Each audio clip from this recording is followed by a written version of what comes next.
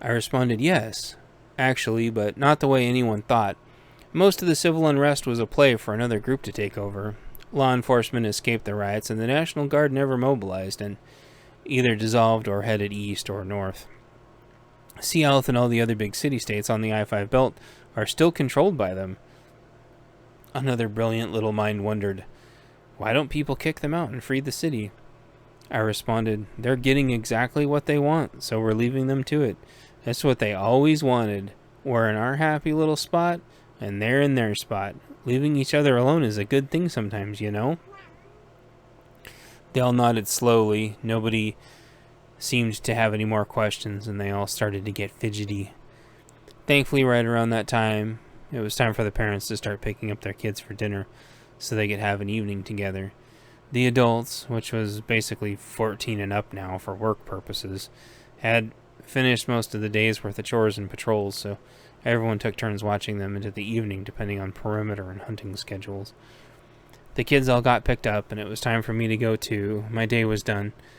I didn't have them tomorrow, but looked at the calendar. Tomorrow they were going to learn how to collect chicken eggs. That'd be cool. I'd have them again in a few days, it looked like. Epilogue. Home, stronghold, night. I settled down in my little one-room tiny home with my cat and looked around. I like to look at all the trinkets I collected in this amount of time. I focused on one hanging from the wall. It was some brackets fashioned together with some nuts and bolts, fastened with a picture next to it. A father and his son wearing cowboy hats on a ranch, somewhere to the north of us in another stronghold. I said a silent prayer for my buddy and drifted off to sleep. It wasn't long until the nightmares started. There was a mob outside my house, trying to light my front lawn on fire. My cat put her paw on my face, and that snapped me out of it. I really need a dream catcher in here, I thought, and then drifted back off. Now, I will read an excerpt from P&W Affliction, book number 7, Empty Armada. Chapter 1, Trying to Get Up. Home, Stronghold, 2 years and 6 months after the collapse. Spring. I'd been sleeping for a while. I didn't know how long. I dreamt a new dream. My phone had been live streaming an event, something I never actually do. In the process of the event, my phone was stolen and kept live streaming. I borrowed someone else's phone to use the live stream clues to find mine, and in the process, I lost my hat. Eventually, my phone ran out of battery, and I wasn't able to find it in time. I had no hat and no phone, and the day ended hatless and phoneless. I woke up. What a weird dream. I reached over and checked my phone. I was too weak to even grab it, but conscious enough to tell the difference between dreams and reality to remember it was there. I rolled over and went back to sleep, hoping the next time I awoke I would have the energy to crawl out of bed. After having a commonly themed dream of, if given enough chances to try something over and over again, I could eventually fix everything, I had the energy to get up. I thought for a second as I collected my bearings on reality. How many chances would I need in every universe working in parallel with an infinite amount of time to build an entire department of people doing what I do to actually fix things? I sat and dwelled on it as my stomach uncramped from the anxiety, stress, and weight I put on my shoulders. I grabbed my phone and laid flat again, trying to get my stomach to uncramp so I could get up. I tilted my head back for a second and saw the dream catcher that another person at the stronghold had made for me over 2 years ago when I asked for it. It had taken a while to get one from the Native American tribe we had living local in our state. The tribe was doing quite well, in fact. They'd set up a perimeter around their entire agreed-upon reservation land. It was a secure set of property and respectably sized piece of land. If you were friends with them, you were guaranteed safe passage through Puyallup to the coast. They had their own trading post there, and that's where someone picked me up a legit authenticated dreamcatcher. It worked pretty good most of the time when the cat wasn't trying to get at it. I put it up high, though, so she could only stare. My cat couldn't jump very high, after all. The local Native American tribe had ended up being pivotal to our transportation plan, and they had shown a lot of support in stabilizing the region. They had turned on their left-leaning politics before the collapse, realizing it was the left that was betraying and selling them out. They switched to independent at the last second, even though they didn't have to. It was the turning point for them taking ownership of their own destiny and the beginning of the rebirth of a once powerful nation. It had been a hard road, but they owned it. Now that they were fully established, it was a huge swath of land we didn't have to worry about. It was a win-win, and we shared positive relations with them whenever we could. In the beginning, we had to cautiously drive through the area, unsure of the security situation, but we'd passed through enough times to where they'd recognized us as not being trouble for them. Eventually, we became trusted allies and did a lot of training and knowledge sharing. It was finally starting to feel like a semi-whole state again. Sure, the other side still owned the city-states for hundreds of miles north and south, so besides that, we left the old cities alone for the large portion of the time, and they left us alone after finding out the hard way several times. We had hardened up fast, and were too far away from them to cause us ever an immediate threat. We'd heard rumors that the other side was trying to mass enough fuel for enough vehicles to start hitting us. We got orders from upper management. It was time to develop and execute a strategic and sudden operation to maintain balance. I crawled out of bed after my bizarre dreams with my phone in tow.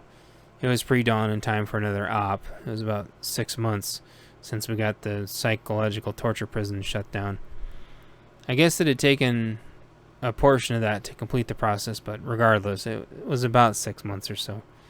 Spring was in full swing, and the stronghold had been busy at work getting the plants in the greenhouses ready to go in the ground. A few of us were busy doing something else, though. We'd been working on a plan late into the night for the last several days on a tip. The other side was preparing a massive assault on many of our strongholds at the same time, due to a fuel source they'd somehow got. In a few days, they would have the last of their fuel. I'd come up with a plan, asked for more details, and got some more information, and made more of a plan, and we were ready to go. Well, we were always ready to go, but usually the plans were more firmed up than this. This was a loose plan, but the assets were in place. I got ready to go as I always had, and checked my cat's food and water, and kissed her on the head, and she headbutted me in the mouth. I left my tiny home to the morning bugle call in the square. I looked around, and the rest of our team was crawling out. From a distance, they looked about exhausted as I felt. The time I spent lately at the church had helped. The doctrine was a synthesis of everything that had worked to get us this far. Some of it from the old, some of it from the new, some Buddhism thrown in for good measure. Introducing the Dead Sea Scrolls and the Book of Enoch and Tobias, etc. was weird to a few people, but it had ended up working when the context was included.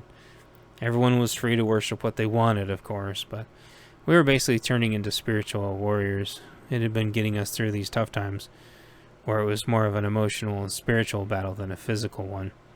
Would we crucify someone accused of witchcraft, or someone with a different lifestyle than ours? Of course not. We had much bigger issues to deal with than to be attacking each other when nobody was hurting anyone else within the community and the new culture we were creating. Quite simply, 80% of the church didn't survive the collapse.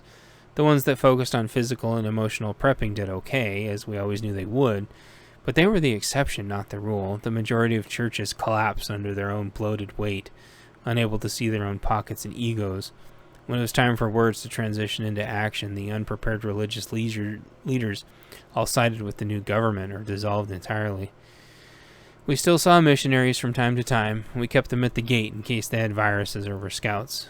They would patiently wait while we went on and got any folks that historically followed their teachings or anyone who wanted to hear their spiel. It worked out pretty good, and they'd scurry along and try to make it to the next area to keep preaching whatever it was they believed in. Sometimes they would ask for donations or whatever, and we would give them what we could to keep their little pilgrimages going. The larger ones that were left now, all operating in the big city-states, were teaching a hybrid of self-power and earth power. The guys had smuggled me out a copy through one of their contacts for me to read for analysis. Some of it made sense, but it was way out of context. I heard the concept separately before, and I understood that it would only get them so far. We'd been pushing ourselves well past our prior limits on our secure farm, and had been trying to figure out if we should be running our night security leaner or try to double up instead. It was hard to decide when we needed several off our perimeter detail in the planning phase. due to their prior experience. It was a tough call to make, but thankfully a few people in the stronghold that weren't on our team stepped up. They wanted to learn our procedures and tactics for quite a while now, and they seemed legit. Only one or two of them had ever fully integrated with the team because we didn't have an intermediate vetting level. These situations tied together well, and everyone on night patrol teamed up with a local from the stronghold that we trusted. The flag raised, we saluted, our hand to our heart, and said the Pledge of Allegiance, and the bugle played. We went to have breakfast, and nobody talked. We were talked out. It was time for doing. I noticed people looking at us concerned. I whispered to our group, which still largely sat alone, although a few of the guys had their wives or girlfriends with them. We aren't talking. People are giving us funny looks. A few of the guys looked around and noticed. One of the guys chirped up, "Anyone see the game last night?" They got a groan from a few of the others. We all loathed professional sports. I chimed in, "The kiddos are really digging soccer."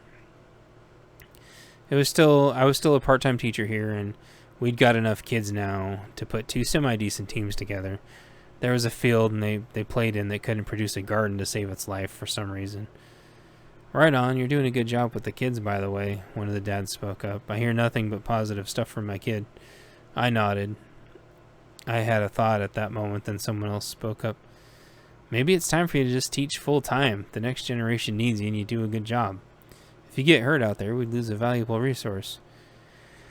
"You guys need me too, though," I responded, "and everyone is vital to the mission," I reminded them, and they all nodded. "Well, you wouldn't be going anywhere, of course. We'd still have you if we needed you." I thought and spoke.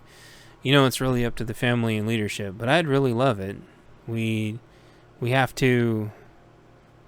And then I caught myself. I was going to say, "We have to survive long enough first," but I stopped mid-sentence. I got some sharp looks from my team, and they were all thinking the same thing, but trying not to. "We have to talk about it more. Maybe there's some other people that want to teach also.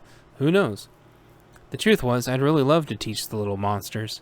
I love telling them my stories, and I didn't ever get to have kids of my own. It was my way of leaving my legacy, my little print in the history book, as it were. We hurriedly finished eating in relative silence again, hoping nobody would be too concerned. We wrapped up the food for our brothers and sisters on the perimeter that hadn't eaten yet, thanked everyone, and headed out.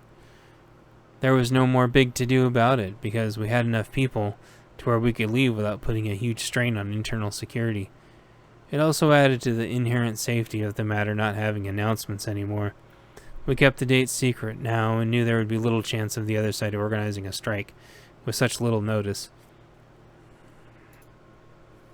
unless they'd already planned an attack in advance. It tended to take the other side a month or so to plan anything, however, and they had very little attention span. It also wasn't like they can stage really close to us, or we would hopefully know about it from our intel. Sources said that the attack would still be a ways off. I tried to think for a minute if we were the southwestmost group or not.